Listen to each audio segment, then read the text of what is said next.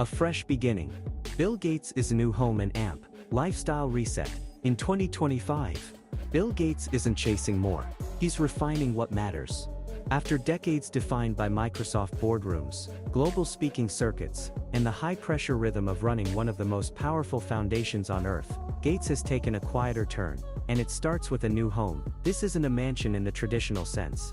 It's not a tech billionaire's glass-walled fortress, or a flashy compound in the Hollywood Hills. Instead, it's intentional, reserved and deeply aligned with the man he's become. Nestled in a private corner of Washington state, not far from his famous Medina property, Gates' newest residence is less about opulence and more about optimization. The architecture blends sustainability with subtle elegance. The home is powered by an integrated solar grid, complete with battery storage that keeps the estate off-grid when necessary. Every inch is outfitted with smart systems, climate control, lighting, water conservation, all designed to be energy efficient and nearly invisible to the eye. It's a house built for someone who thinks long-term. For Gates, this new home isn't just a change of scenery, it's a symbol, a shift. After stepping down from Microsoft's board in 2020, and navigating both the pandemic and a high-profile divorce, the way he lives had to evolve. This home offers exactly what he's looking for now: clarity, calm and control. It's where he can work, write, meet with foundation leaders, and more importantly, think.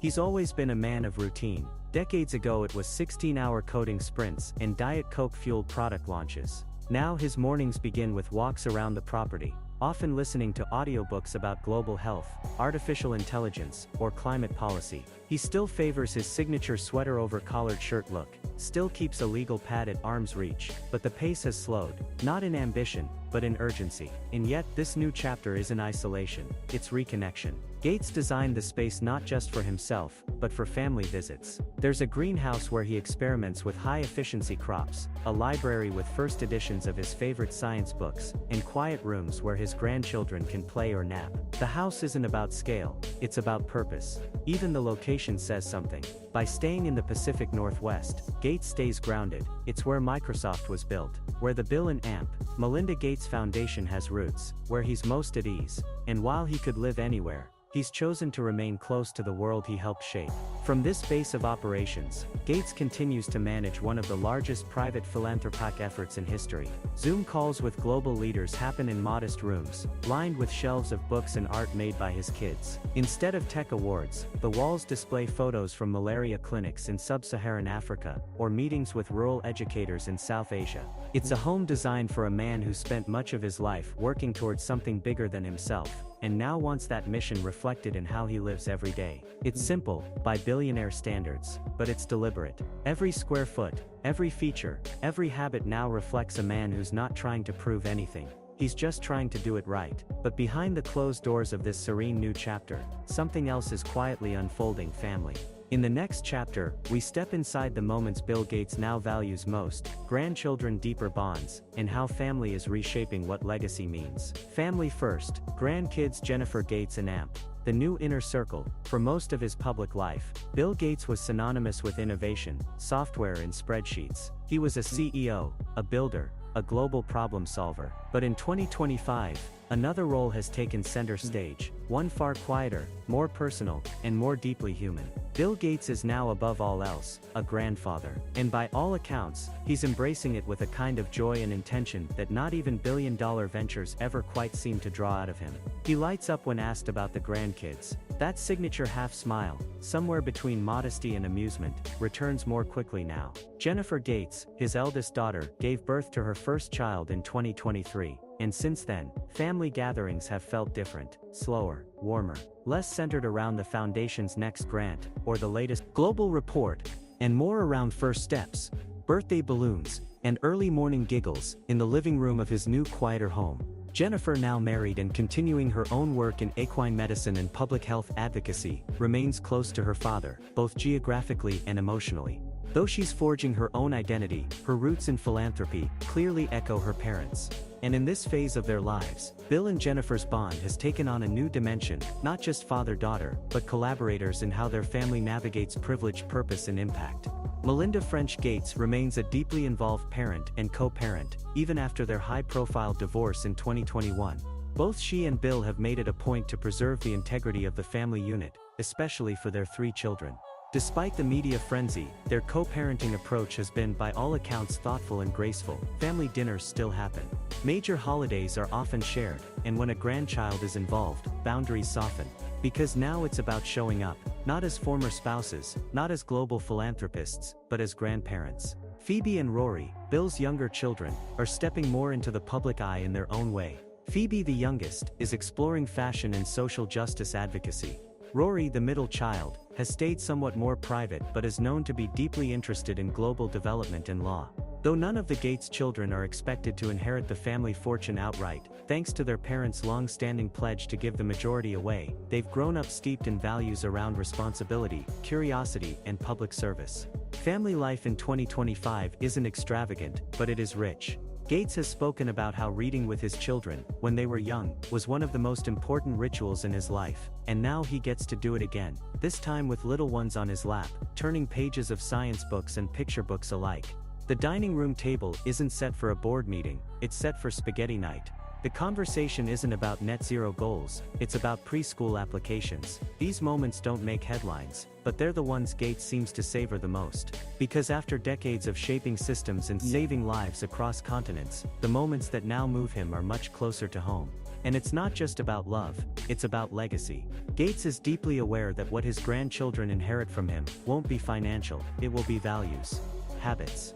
The stories they hear over dinner, the questions they're encouraged to ask, the curiosity they see modeled. He's raising thinkers, not heirs. In this new inner circle, family isn't a side note, it's the center.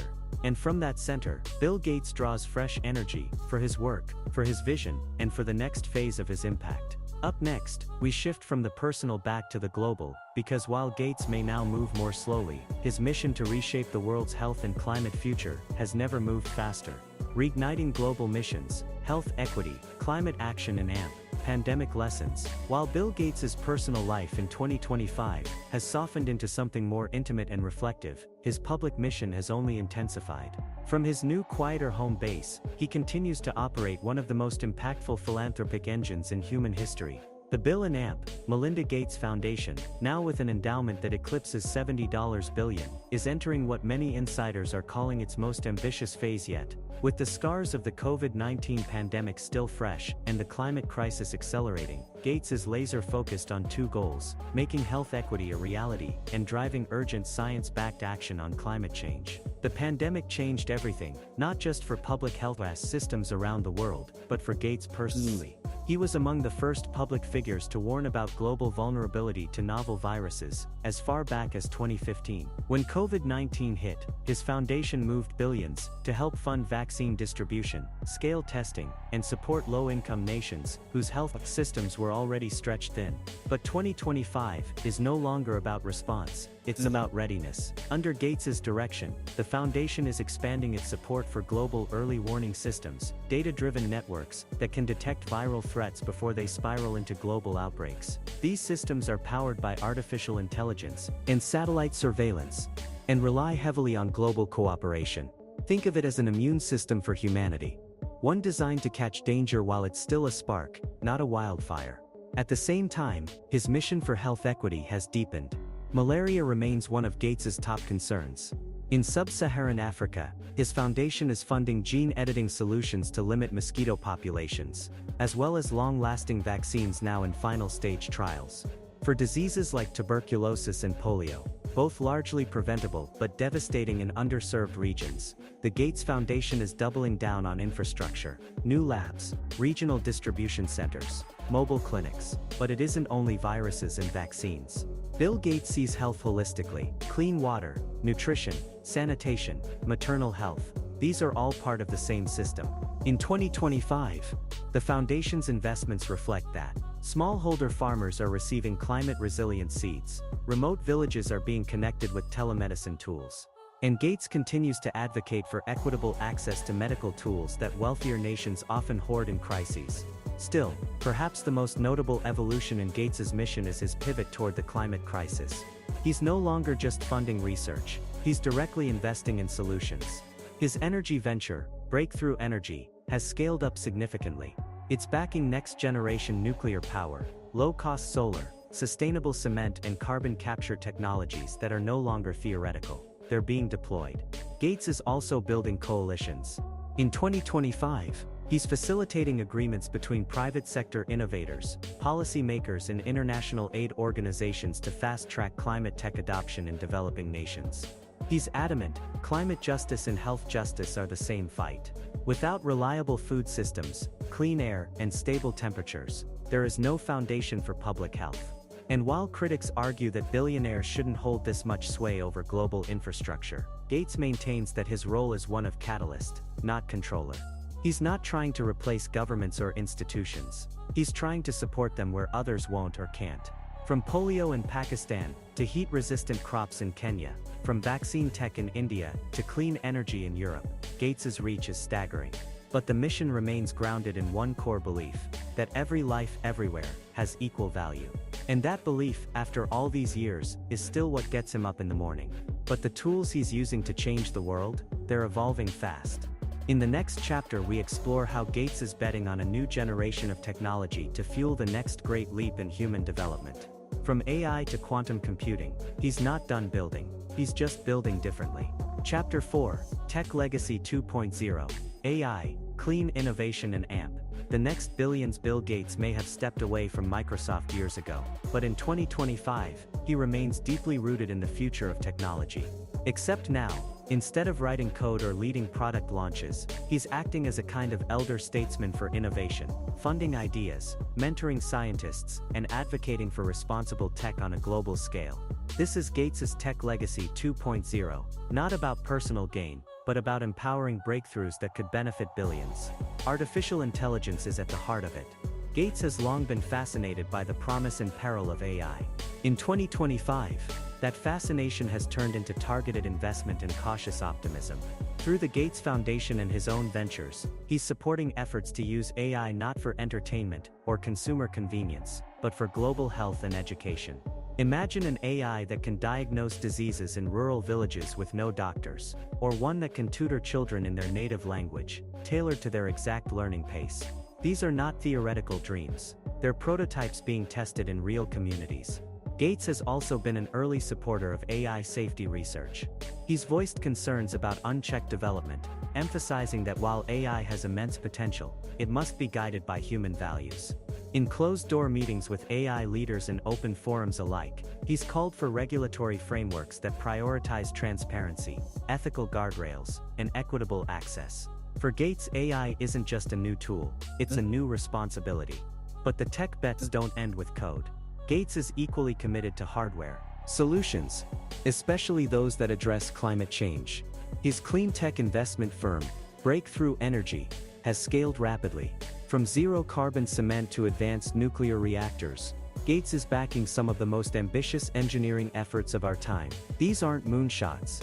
They're ground-level systems meant to power cities, stabilize grids, and replace outdated industrial infrastructure. One of the most promising projects is direct air carbon capture, giant machines that literally pull CO2 out of the atmosphere. Gates calls it one of the most important tools we have to undo decades of emissions. Though expensive today, he's betting that with the right backing, these machines will become as common, and as essential, as water treatment plants in the decades to come. Then there's food. Yes, even agriculture is on Gates's radar. He's investing in precision fermentation, lab-grown meat, and gene-edited crops that can thrive in drought and poor soil. With global food systems increasingly disrupted by climate volatility, Gates believes that technological innovation is key to feeding a growing population without destroying the planet. All of this adds up to something larger than profit or personal brand. Gates isn't just funding these efforts, he's convening others to join him. He hosts climate summits, tech roundtables, and educational forums where scientists, investors, and policymakers align on shared goals. It's the same model he used to scale Microsoft, but this time the product is survival. What's especially notable in 2025 is Gates's tone. It's not triumphant, it's urgent.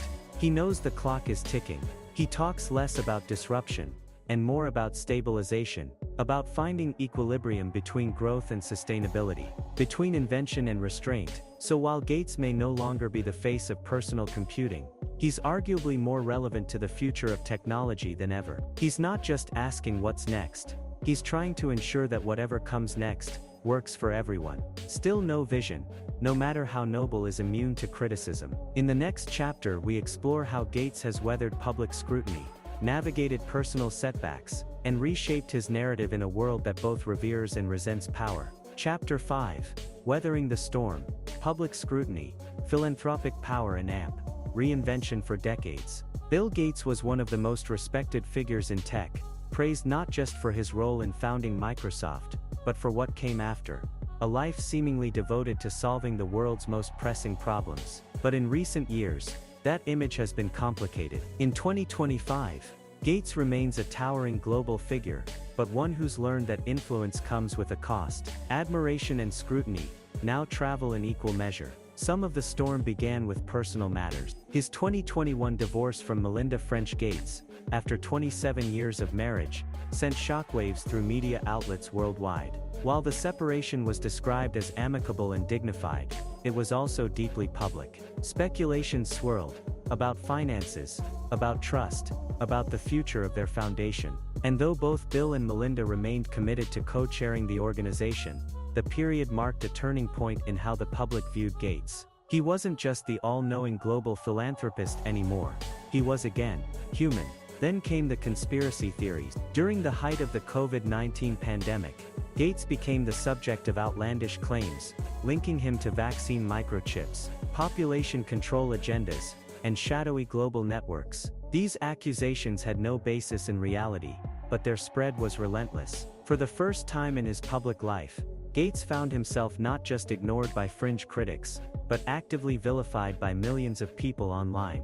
He responded, in typical Gates fashion, not with outrage, but with reason. He gave interviews, wrote op-eds, expanded efforts to make foundation data public and transparent. He leaned into facts, even as emotions ran high. Still, the damage lingered. In some parts of the world, the name Gates no longer meant innovator or humanitarian. It meant billionaire, control, or worse, distrust. Yet through it all, Gates stayed the course, and in 2025, his strategy for weathering the storm is clearer than ever: focus on impact, not image. The Bill and Melinda Gates Foundation doubled down on its core values. It created new transparency initiatives, publishing detailed spending reports, opening impact data to third-party audits, and increasing partnerships with local organizations in the global south.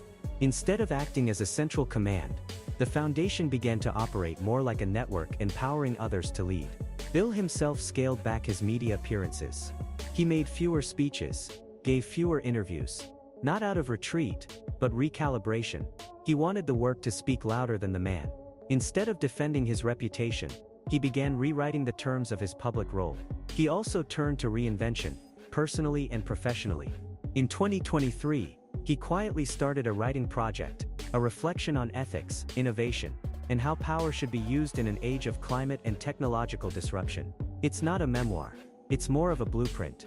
Early chapters have been shared with university partners, inviting feedback from young scholars and activists, those who'll inherit the challenges Gates has spent his life trying to solve. He's also mentoring more than ever, hosting off-the-record gatherings with next-gen leaders in global health, education, and AI safety. Many of them don't agree with Gates on everything, and he likes it that way. In fact, he said one of his biggest fears is becoming irrelevant by being unchallenged. What's most telling is this: Gates isn't trying to be seen as a hero. He's trying to build systems that don't need one. The idea isn't to be admired, it's to be effective. And in a world where billionaires are increasingly distrusted, that's perhaps the most radical reinvention of all. But what happens when the mission finally outgrows the man?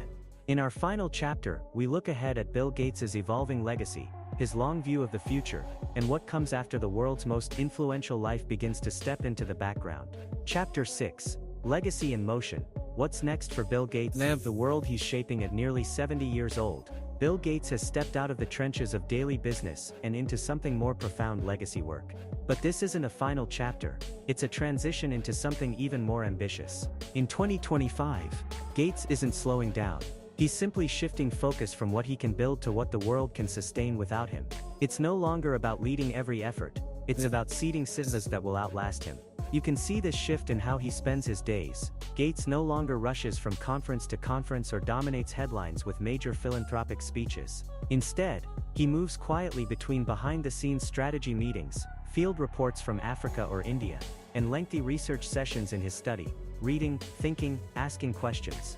His focus now is depth, not breadth, influence, not attention. A big part of that legacy is the Bill and Melinda Gates Foundation. It remains one of the most powerful private philanthropic forces in the world, but Gates is ensuring it's not synonymous with just his name. Over the past 2 years, he's been empowering a new generation of leaders, scientists, economists, educators, public health officials, many of whom come from the very communities they're serving. The foundation's board has expanded, governance structures have diversified. The goal to ensure the mission doesn't rely on any single person. At the same time, Gates is leaning into mentorship, albeit on his own terms. He doesn't lead incubators, or appear on Shark Tank-style platforms. Instead, he invites young entrepreneurs, academics, and nonprofit founders to private summits and roundtables. There, he listens more than he speaks. He doesn't hand out money impulsively, he asks tough questions, challenges assumptions, encourages people to think in decades, not quarters. His personal philanthropy, outside of the foundation, is also evolving. He's investing in thought leadership, funding ethics research, science communication projects, and interdisciplinary work that might not grab headlines, but could change how societies think about tech, justice, and sustainability. He's also reportedly working on a new book, part memoir, part manifesto, designed not to recount his past, but to share his thinking on how we move forward in a fractured world. Climate change remains at the top of his list. Through Breakthrough Energy, Gates is continuing to invest in startups tackling everything from industrial emissions to green hydrogen. But more than the tech, he's focused on policy, helping craft global frameworks that can scale these solutions equitably. He knows that technology without access is just another form of inequality. And then there's AI. Gates sees it not as the end of humanity, but as a tool that could redefine it, for better or worse. He's working with ethicists, developers, and policymakers to ensure the global south isn't left behind in this new digital era. He's calling for AI that serves, not replaces, human capability. Still, perhaps the most telling part of his legacy isn't in labs or policy rooms. It's in the quiet spaces, reading to his grandchildren, walking trails near his home, writing notes in the margins of philosophy books. These are the moments where Gates reflects not just on what he's done, but what he hopes others will do next. He's no longer the architect of the next big thing. He's the scaffolding others will build on, and that in many ways is his most powerful legacy, a world better equipped to solve its own problems, because one man spent his life building the tools, systems, and culture to make that possible.